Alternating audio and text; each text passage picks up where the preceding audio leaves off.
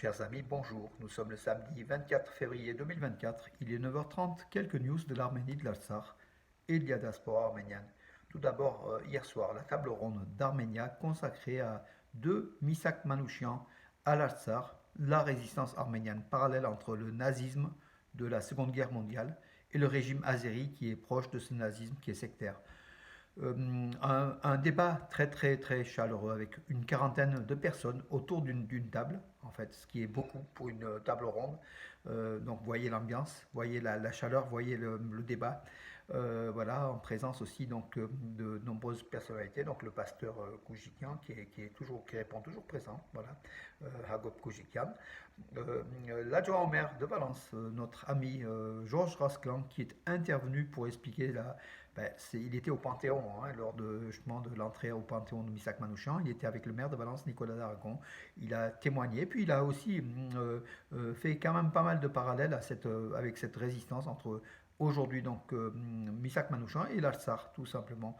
Et aussi l'intervention brillante, comme d'habitude, d'Armena Gapranmian, l'ex-président, le président du Conseil national de l'Arménie occidentale, et son ministre de la Défense, donc Soulen Shahoumian.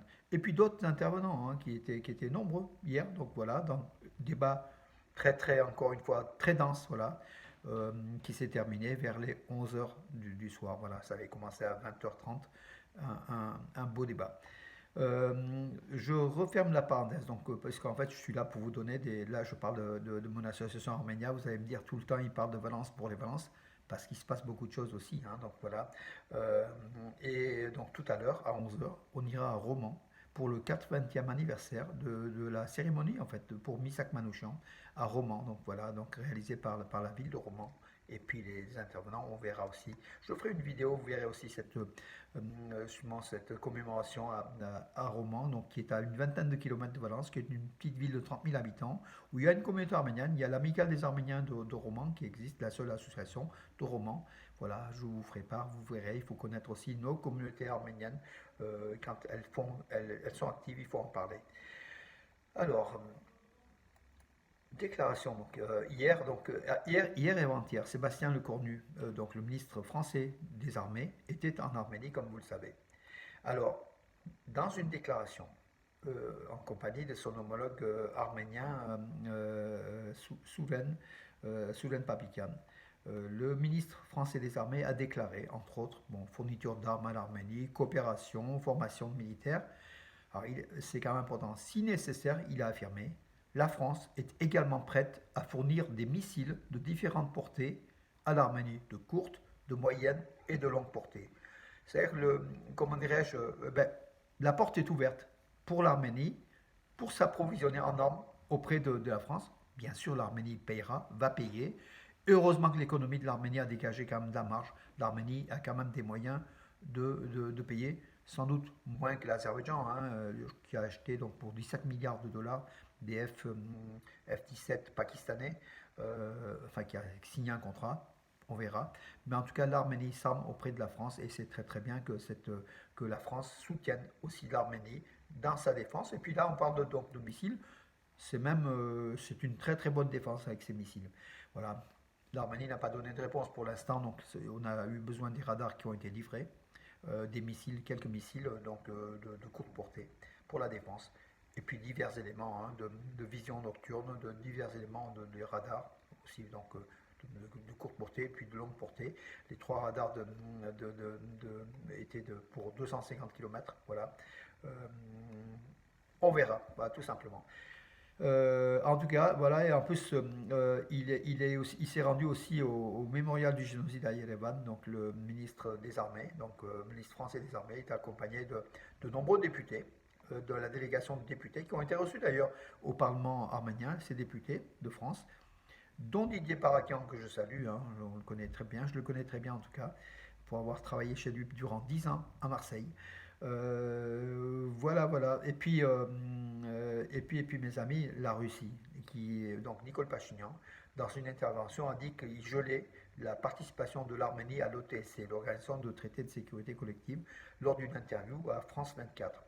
Euh, donc voilà, Peskov, le conseiller de Poutine, a affirmé a interrogé, va interroger le Premier ministre arménien pour savoir ce qu'il entendait par geler la participation de l'ONU à l'OTC. Est-ce que c'est un retrait? Est-ce que c'est un gel provisoire? Est-ce que donc voilà, donc tout cela, de toute façon, ça hérite Moscou bien sûr, et Moscou va bien le dire à Pachinian. Justement, le Premier ministre Pachinian qui a aussi reçu le ministre français des Armées, Sébastien Lecornu. Donc, il avait aussi rencontré à Paris lors au Panthéon, hein, donc le Missak Manouchian. Voilà. Là, il a aussi déclaré, donc Nicole Pachinian, dans cette interview pour France 24, l'Azerbaïdjan fait beaucoup de bruit au sujet des réformes de l'armée arménienne, mais il achète des armes pour des milliards de dollars. Donc on l'a vu avec le Pakistan, avec la Turquie, l'Israël, voilà. Et puis alors que quand les Arméniens achètent des armes, il faut pas. Donc voilà, Bakou réagit hostilement en disant que la France arme l'Arménie pour essayer de déstabiliser le Sud-Caucase.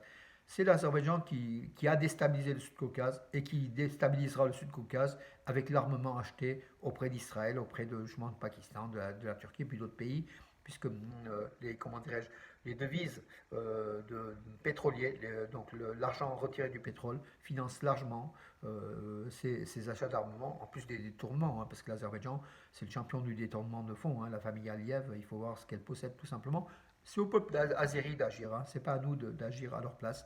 C'est aux Azéris de réfléchir ce que leurs dirigeants font de leur peuple, tout simplement. Et puis derrière, pour relancer le nationalisme, pour faire oublier tous les problèmes, ils parlent de l'Artsakh, ils parlent des Arméniens, on va attaquer l'Arménie. Tout ça, c'est pour faire endormir aussi comment dirais-je, la société azérie qui souffre aussi. Hein. D'ailleurs, le revenu par habitant, alors c'est quand même extraordinaire, en Arménie est plus fort qu'en Azerbaïdjan qui a une richesse pétrolière. Vous imaginez? Donc l'argent, ça veut dire qu'en fait l'argent part ailleurs qu'au peuple.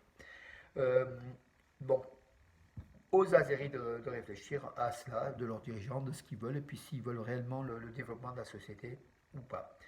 La communauté arménienne de Jérusalem a lancé une procédure judiciaire pour protéger le jardin des vaches. Donc, vous savez, cet espace qui est un promoteur israélien qui veut mettre la main dessus, qui appartient au patriarcat arménien. Donc, voilà.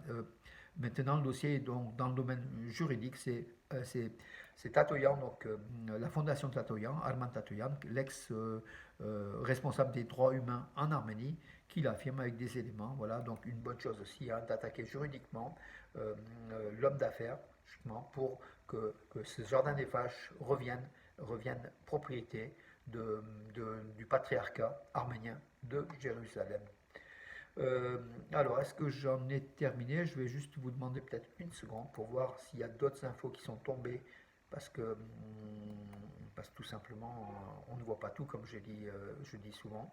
Alors, les Marseillais, la Marseillaise et Aznavour en chœur dans l'A400M du ministère des Armées français. Ah oui, d'accord, oui, un jeune qui a accompagné donc le ministre des Armées, hein, donc en Arménie, Hagop Hagop Rasapian, voilà. Il a fait donc dans l'avion militaire d'ailleurs, il a fait son show. Voilà, bravo à lui. J'avais eu l'information par une personne de Lille qui m'avait contacté donc hier, mais malheureusement, j'ai pas eu le temps de mettre l'article en ligne. Là, Alain Sarkissian, notre collaborateur de Marseille, a mis des photos. Voilà, bravo, bravo.